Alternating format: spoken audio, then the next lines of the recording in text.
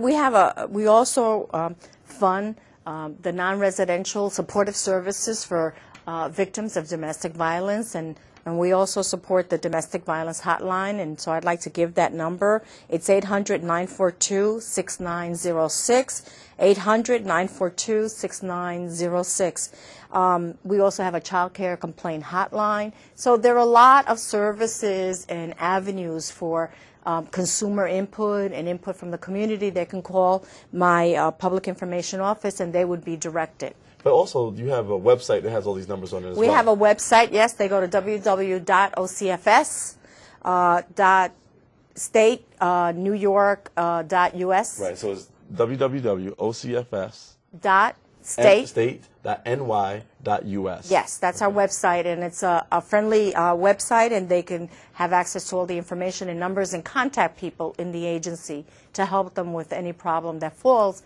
within the purview of my agency. No, great. That's really good information for people to have. But we're, you sound like you're trying to do a lot of, really good things, and I certainly have admired, your stance and your straightforwardness in terms of some of the issues that need to be addressed within the agency and within the system. But how do you do those things, in the context of a contracting economy and, $15 billion worth of budget cuts? I know that earlier I think we asked everybody for 3%, cuts in the agency. So how do you, in fact, put resources where they need to be and at the same time respond to creating efficiencies in your agency? It's really very, very challenging. We had to do, in fact, we've had 3 cuts so far this year. And this latest now with the new budget, as the governor has proposed, we have over $118 million that we have to cut from our budget. So what we try to do and work really hard is to be really strategic and look at what our core mission is and really try to preserve the funding for those core functions like child protective services, like mandated preventive services, which is really important. We've held the subsidies for adoptions. We've held that harmless. We really have the state's contribution for child care has remained the same. What our challenge has been is that we haven't had the investments from the federal government that we need. So even though the state continues to invest in those core functions, we still, with inflation and reduction in federal fundings, are still seeing that we have less funds. But we work really hard to try to do better with what we have, be able to think smarter and work smarter.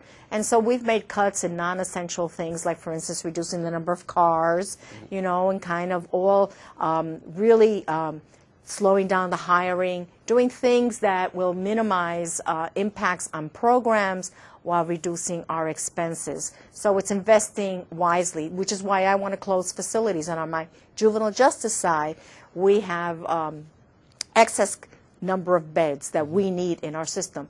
We're operating at 67% of capacity, and these beds can cost anywhere from $140,000 to $200,000. And so I want to cut those beds because that's where I want to get my savings. We don't need them, and we don't really have young people in there, and I don't think those facilities really respond to the needs of young people. Now, is there ability, outside of just cutting the agency's budget, is there ability to take the savings from those consolidations of those facilities and recapture that to do that work where it's actually really needed, which is in the communities? We did that last year. When we closed facilities last year, we were able to capture a certain percentage of that money and reinvest in community programs and provide funding for counties to do alternatives to detention. In this year's fiscal climate, we don't have that opportunity. The monies, the savings are being captured to really meet our budget target, our budget reduction target. And I know that that really puts us at a real disadvantage as we try to move forward to make some of these changes, because communities really do need some support. So we're really trying to work to see if we could identify some different funding streams, and also trying to see if we could redesign some of the programs so that they're eligible for funding under other streams. Yeah, great. Well, I want to thank you so much, first, for all your work and really your commitment. And my work with you over the last few years, you really have just been always there and responsive to the needs of myself and my colleagues. And I want to thank you for that and look forward to our continued work together to protect the children and the families in all of our communities throughout the state. And I wanted to thank all of you for joining us today for a report from the state from the State Senate. I want to thank Commissioner Gladys Carrion from the Department of Children and Family Services. And until next time, please continue to be in touch with my office. Let us know how we can help you, and I look forward to partnering together to make this state the best state it can be.